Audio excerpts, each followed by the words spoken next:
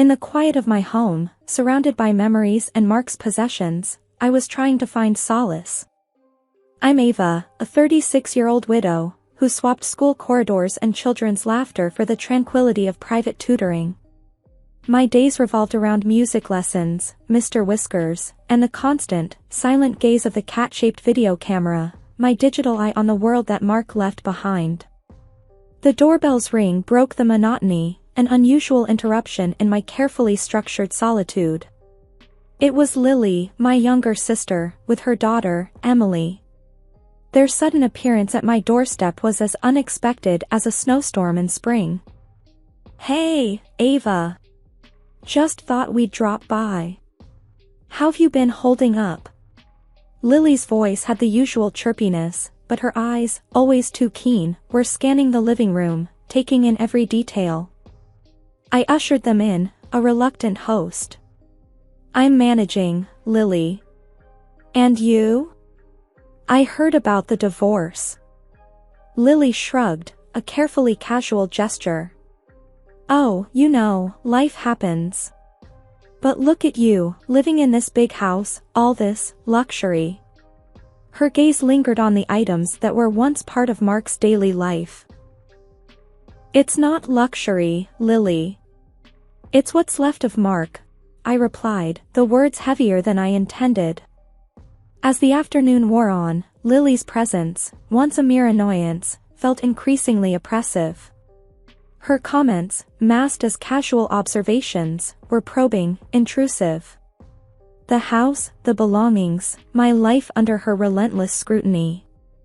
And then, as they prepared to leave, Lily's parting words left me uneasy. "We should do this more often, Ava. Family should stick together, right?" Her words, though seemingly innocent, felt loaded with an unspoken agenda. I nodded, non-committal, already dreading the next unexpected ring of the doorbell. As the door closed behind them, the silence settled back in, a stark reminder of the solitude I both cherished and mourned. I glanced at Mr. Whiskers, snoozing peacefully, oblivious to the complexities of human relationships. "Looks like our quiet was just interrupted, Mr. Whiskers," I whispered, a sense of foreboding slowly creeping in. Little did I know, this was merely the prelude to the storm that was about to engulf my life. Lily's visits were becoming as predictable as they were unwelcome. It was a Tuesday, just past noon, when her knock echoed through the house, a disruptive force against the melody of a piano lesson I was conducting. My student, a shy boy of 10, jolted at the sound. I excused myself and opened the door to find Lily and Emily standing there, Lily with that all-too-familiar look of unsolicited advice ready on her lips. "Ava, darling. You really need to brighten up this place," she declared, her voice piercing the calm ambience of my home. I sighed, feeling the weight of her presence. "Lily, I'm in the middle of a lesson. Can this wait?" She breezed past me, her disregard for my words as evident as her disregard for my personal space. "Nonsense, he won't mind. Besides, I've got some great ideas for you." I followed her into the living room, my concern for my student growing. "Lily, please. This isn't a good time." But she was already surveying the room, her gaze landing on Mark's belongings, his old guitar, the stack of books he loved, the photographs of our travels together. "You know, Ava, you could make a killing selling some of Mark's old stuff. It's just sitting here, collecting dust," she suggested, her tone casual, as if she were discussing the weather. A sharp pain clenched my heart. "Those things are not just stuff, Lily. They're memories. They're not for sale." She shrugged, her insensitivity on full display. "Memories don't pay the bills, Ava. You've got to be practical. And speaking of practical, have you thought about putting yourself out there again? It's high time you moved on." I felt the room spin slightly at her words. "Lily, my personal life is not up for discussion. And I'll thank you to keep your opinions to yourself." Emily, who had been a silent observer until now, interjected, her voice a soothing balm. Mom, maybe we should respect Aunt Ava's feelings. It's her life, after all. Lily shot her a look, then turned back to me.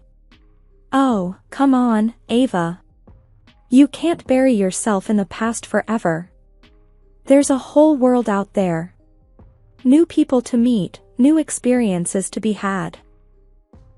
The boy, who had been trying to focus on his sheet music, looked up, his eyes wide with a mix of confusion and curiosity. Miss Ava, is everything okay? He asked, his voice barely above a whisper.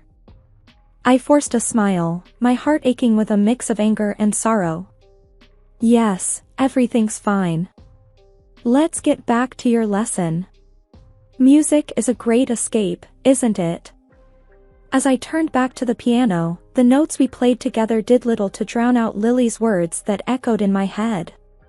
Her presence, once merely annoying, was now a disruptive storm, uprooting the tranquility I had cultivated in my life after Mark's passing. The lesson ended, and the boy left, his glance back at the door revealing his concern. I sat there, the silence of the room now a void filled with Lily's words and the chaos they brought. Lily's visits had morphed from an annoyance into a full-blown invasion of my space. It was a Wednesday afternoon, and I was in the middle of a violin lesson with one of my most diligent students when a familiar, unwelcome knock came.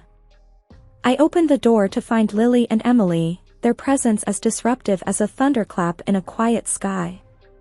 Hi, Lily, Emily. I'm right in the middle of something, I said, hoping my tone would convey the urgency of my situation. Lily, as always, brushed off my concerns. Oh, we won't be a bother. Just carry on. Before I could protest, they were inside, Lily making herself comfortable on the couch and flipping on the TV, the volume loud enough to drown out the gentle strains of the violin. I closed the door and turned to them, frustration simmering. Lily, really?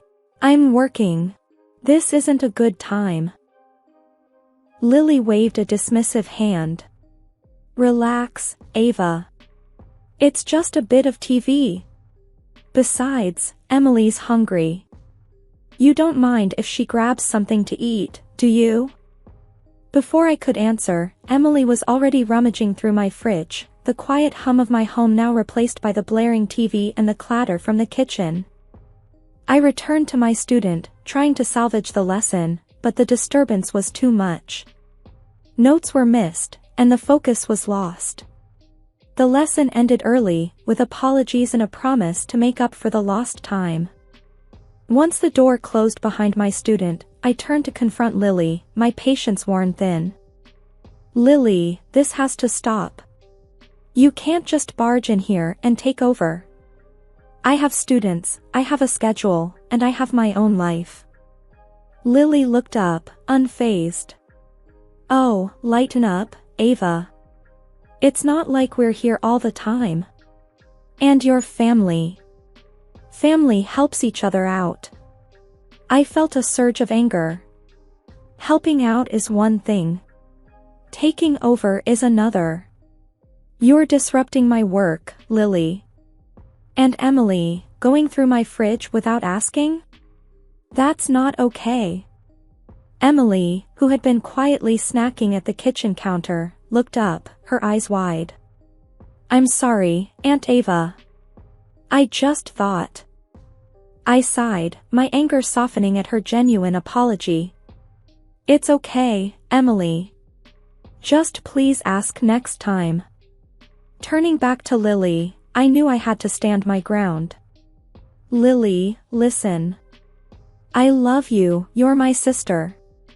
But if you're going to come over, I need you to respect my space and my rules. The room fell silent, the tension thick.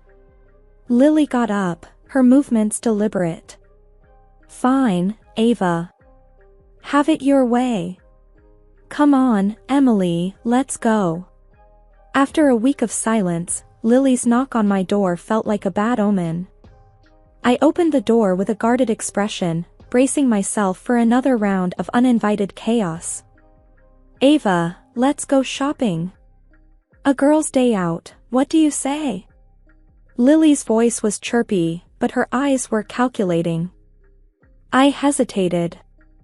I don't know, Lily. I've got a lot on my plate. Before I knew it, we were in the mall, Lily and Emily sweeping through stores like a whirlwind, piling clothes upon clothes on their arms. Ava, look at this dress. Isn't it gorgeous? Lily held up a sequined number, her face alight with excitement. It's nice, I replied, my enthusiasm failing to match hers. As we approached the checkout, Lily's demeanor changed. She patted her purse with a frown. Oh no. I think I forgot my card at home. My heart sank. I knew where this was heading. Lily, that's a lot of clothes. Maybe we can put some back? I suggested, hoping to minimize the damage. But Lily was already handing the clothes to the cashier. Ava, could you cover this for me? I'll pay you back, I promise. Reluctantly, I handed over my card, my stomach churning. The total amount flashed on the screen, a stark reminder of Lily's disregard for my finances. The ride home was tense. Lily chattered on, oblivious to my discomfort, while Emily sat quietly, her eyes apologetic. Ava, you're a lifesaver. I'll transfer the money to you first thing tomorrow, Lily declared as she got out of the car. I nodded, though I had little hope of seeing that money anytime soon. Lily, this can't happen again. I'm not a bank. Lily's smile faltered. Oh, Ava, don't be like that. We're family. And family helps each other out, right? But her words felt hollow, a poor excuse for taking advantage of my goodwill. As they disappeared into their house, I sat in my car, the weight of betrayal heavy on my shoulders. Days turned into weeks, and the echo of Lily's empty promises to repay the money for the shopping spree still hung in the air. I tried to brush it off, to focus on my lessons and the quiet comfort of my home. But the sense of unease, the feeling of being taken advantage of, lingered. Then, without warning, Lily appeared on my doorstep again, Emily in tow, her eyes downcast. Ava, we're in a bit of a bind, Lily started, her voice carrying an all too familiar note of desperation. Emily needs school supplies, and I'm strapped right now. I felt a tug at my heart as I looked at Emily, her expression a silent plea. Despite my frustration with Lily, I couldn't bear the thought of Emily going without. Okay. I sighed, my resolve weakening. Let's go get what you need, Emily. Lily flashed a relieved smile, but it didn't reach her eyes. There was a shadow there, a hint of something more, something I couldn't quite place. We kept the shopping trip short, sticking to the essentials.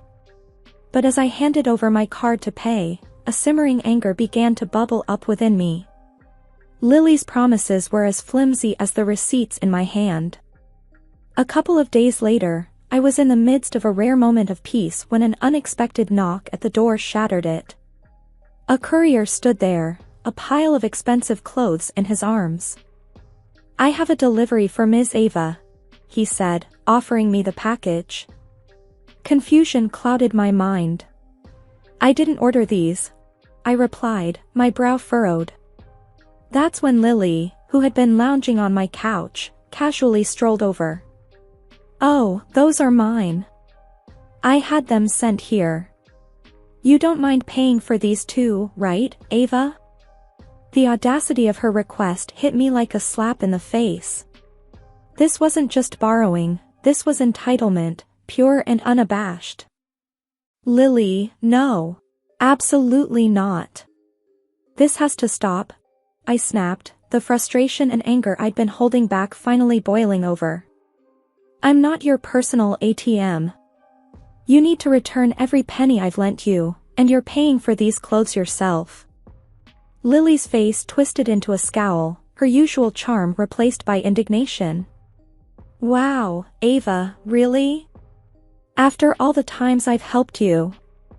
Helped me? I echoed, incredulous. Lily, all you've done is take advantage of me. I can't believe you'd stoop this low. For a moment, Lily seemed taken aback, as if she hadn't expected resistance.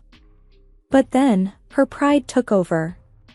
Fine, she spat, grabbing the clothes from the courier. Come on, Emily. We're leaving. They stormed out, leaving a wake of tension and unsaid words behind them. The door slammed shut, but the impact of what had just happened reverberated through the empty house. The house was silent, the kind of silence that feels heavy, filled with words left unsaid and emotions unprocessed. I was still reeling from the confrontation with Lily when the phone rang. It was a call I dreaded, yet somehow expected. It was Mom. Ava, what's this I'm hearing about you and Lily? She's quite upset. Mom's voice was sharp, accusatory. I took a deep breath, searching for calm. Mom, it's a complicated situation. Lily has been. Mom cut me off, her tone brooking no argument. Complicated? It's simple, Ava. Lily is going through a tough time. You should be supporting her, not adding to her troubles. The familiar pang of being misunderstood, of being the unreasonable one, hit me hard. Mom, you don't understand. Lily's been taking advantage of my generosity. She's borrowed money and hasn't paid it back. She even... Again, Mom interrupted, her words laced with disappointment. Ava, she's your sister. Family sticks together. You have more than enough, while she's struggling. Can't you just help her out? The implication stung. Mom, it's not about the money. It's about respect. Lily feels entitled to whatever I have. Where do I draw the line?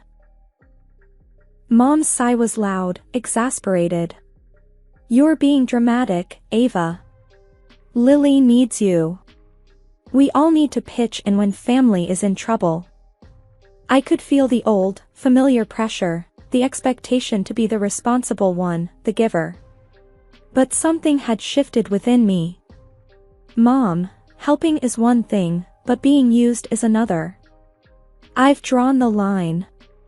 I'm not going to enable Lily's behavior anymore. There was a pause, and when Mom spoke again, her voice was cold. Fine, Ava. If that's how you want to be, then so be it. But remember, family is all we have in the end. The line went dead, leaving a ringing silence in my ear. The conversation replayed in my mind, each word weighing heavily on my heart.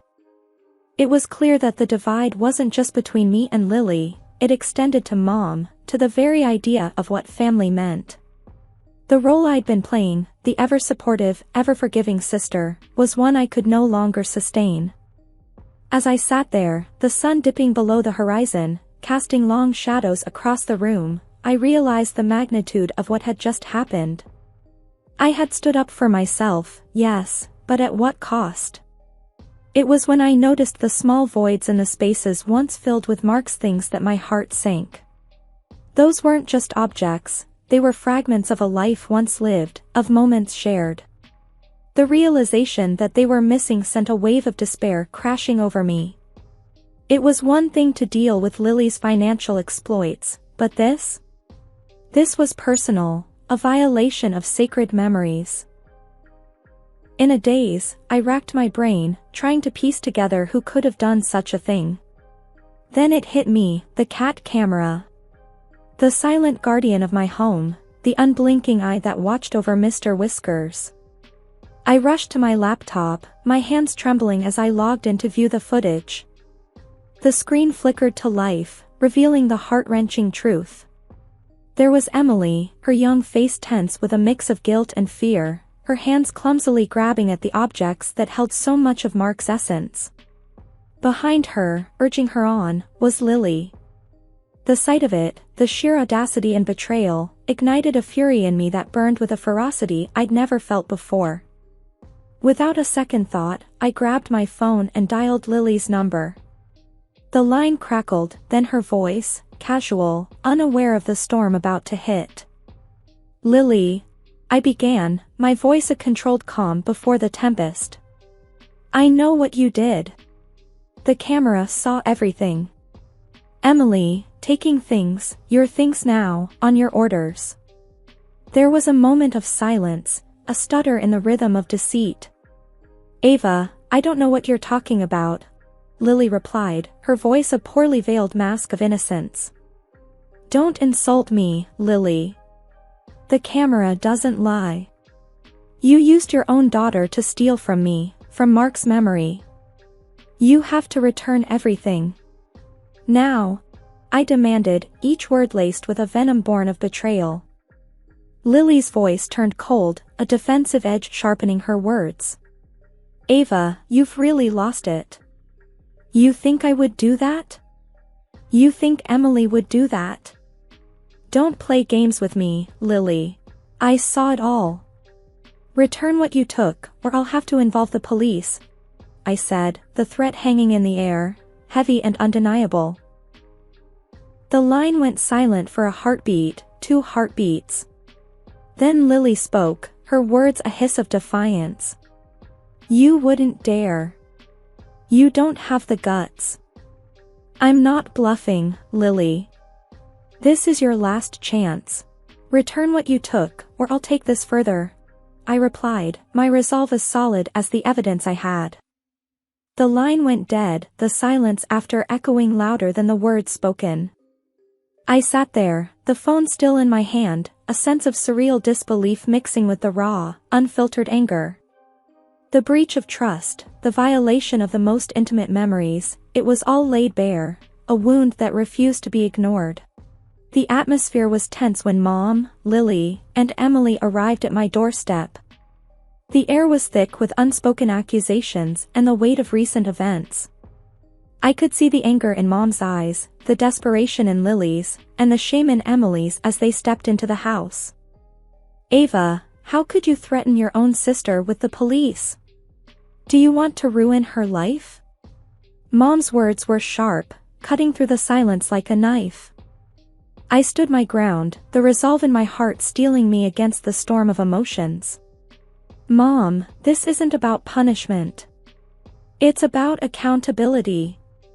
Lily crossed a line, and there have to be consequences." Lily's eyes were watery, her usual confidence replaced by a plea for sympathy. "Ava, I'm sorry. I really am. I never meant for things to go this far." But it was Emily's expression that caught my attention. The young girl looked down, her face a portrait of regret and sorrow. It was clear she was carrying a burden far too heavy for her young shoulders. I sighed, the anger in me subsiding, replaced by a profound sadness. "I just wanted my things back, Lily. The money you owed me. That's all." Without a word, Lily reached into her bag and threw a smaller bag at my feet. The clinking sound of the items inside was a stark reminder of the painful breach of trust. She then handed me an envelope, thick with the promise of repaid debts. "There," Lily said, her voice barely above a whisper. "That's everything. Are you happy now?" I picked up the bag and the envelope, my heart heavy. "It's not about being happy, Lily. It's about doing what's right." Mom looked at me, her expression a mix of anger and disappointment. "You've changed, Ava. You used to be forgiving, understanding. Now, look at what you've become." I met her gaze, my voice firm. "I haven't changed, Mom. I've just learned to respect myself enough to set boundaries. I wish you could understand that." The room fell silent, the tension palpable. Then, without another word, Mom, Lily, and Emily turned and left. The sound of the door closing echoed through the house, a definitive end to a painful chapter. In the quiet that followed, I realized that while the confrontation was over, the journey of healing was just beginning. I had stood up for myself, defended what was rightfully mine, but at the cost of family ties that were now more fragile than ever. The only solace in this storm was Emily. Despite everything, she remained a faint ray of hope. Our occasional correspondence, her words filled with genuine remorse and a desire to understand, offered a glimmer of a possible future, one where forgiveness and healing weren't just distant dreams.